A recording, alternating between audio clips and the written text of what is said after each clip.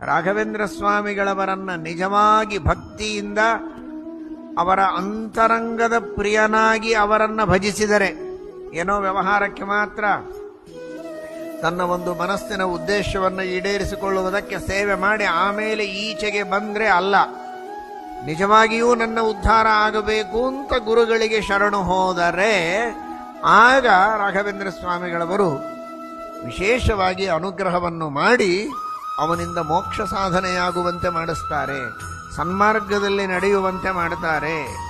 ಇಷ್ಟೆಲ್ಲ ಮಾಡ್ತಾರೆ. ಸುಮ್ಮನೆ ಎದುರಿಗೆ ಹೋಗಿ ನಿಂತು ಕೂಡಲೇ ಇಷ್ಟೆಲ್ಲ ಮಾಡ್ತಾರಾ? ಹೇಗೆ?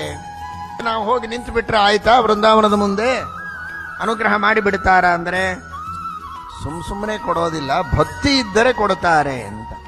ಯಾರಲ್ಲಿ ಭಕ್ತಿ ಇರಬೇಕು ಅಂತ? ರಾಯರಲ್ಲಿ ಭಕ್ತಿ ಇರಬೇಕು, ಗುರುಗಳಲ್ಲಿ ಭಕ್ತಿಯನ್ನು ಮಾಡಲೇಬೇಕು. ಆ ರಾಯರಲ್ಲಿ ಭಕ್ತಿ ಮಾಡಿದವರಿಗೆ ಅನುಗ್ರಹ ಮಾಡುತ್ತಾರೆ.